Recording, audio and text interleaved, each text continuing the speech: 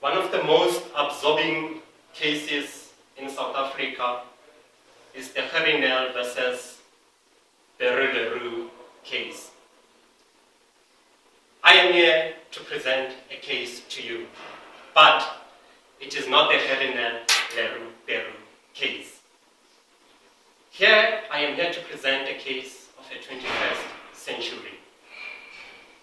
And that is South African education sufficient for knowledge-based economy? You will be the judge. You will make your own interpretation. But most importantly, you will make your own judgment in this case. I am here to provide you with the argument of my case. Before I dip into the case, let's start with a bit of a context. What is a knowledge-based economy? A knowledge-based economy essentially is that in South Africa we want to drive away from the primary sector into the secondary and tertiary sector, whereby our economy is not purely driven by natural resources in terms of mining and agriculture. And that is where it all started. So there are some plans and policies that are in place which are supposed to enable us in this regard. We have the National Development Plan, which is supposed to tell us about some of the sustainable development goals, which is supposed to tell us about our socio-economic challenges towards that drive. But if you want to move to a knowledge-based economy, you also need a system of innovation that will enhance and create a platform for that to happen. Even though this exists, our economy is still shrinking at the rate of 0.7%. What is the missing link? I will present to you the statistics in terms of the employment sector in industry. Is that it is stated that in South Africa about 73% of the people in employment are black people. And this is where I want to bring the argument of my case to you. Because I believe these statistics are not sufficient as they are. Let me demonstrate to you. What do I mean? If I may ask you a question. If on my one hand I have a glass full with 5 rand coins, on the other hand I have a glass half filled with 5 rand coins, who will choose the glass that is full of 5 rand coins? By show of hand. Who will choose the glass that is full of 5 rand coins? And who will choose the glass that is with half 5 rand coins? Just what I expected. But let me ask a question again.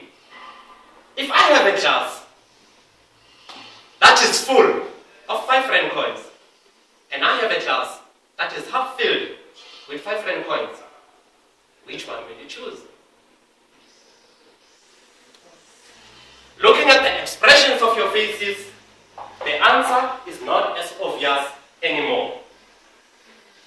This is what I would like to highlight in these statistics. Without context, these numbers are misleading. I would like us to unpack them a little bit. The first step, you need to understand that in the employment sector, there are different skills levels. The World Economic Forum has proved that the developed countries in their workforce, they are dominated by skilled workers.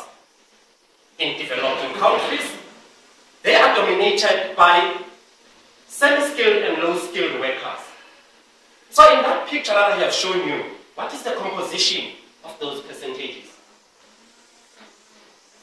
When you look at the workforce in South Africa, you will realize that out of 39% of the people do not have matric. And 34% of the people only have a matric.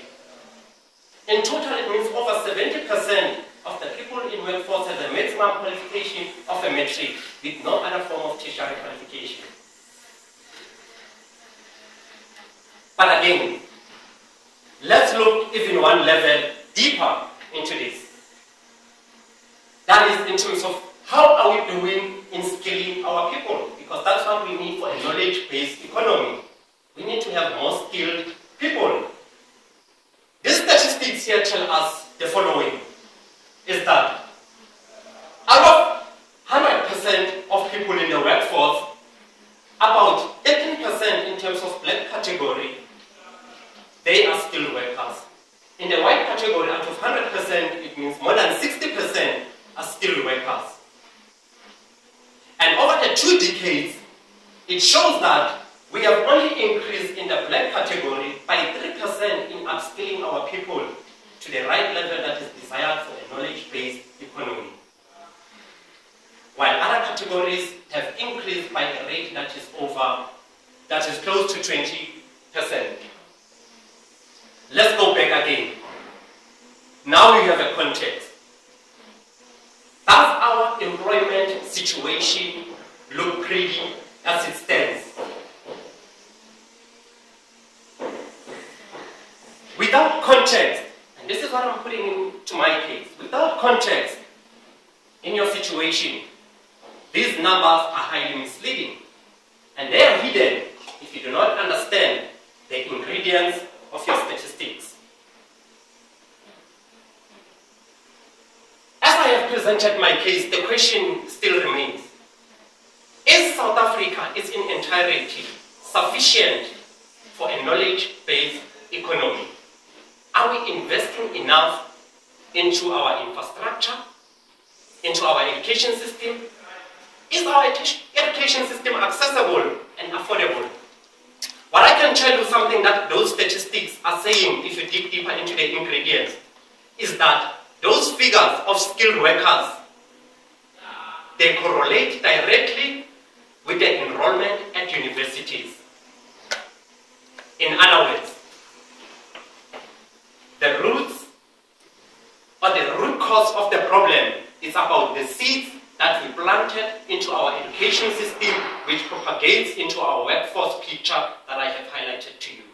The question still remains with you in my case, and that is South African education system sufficient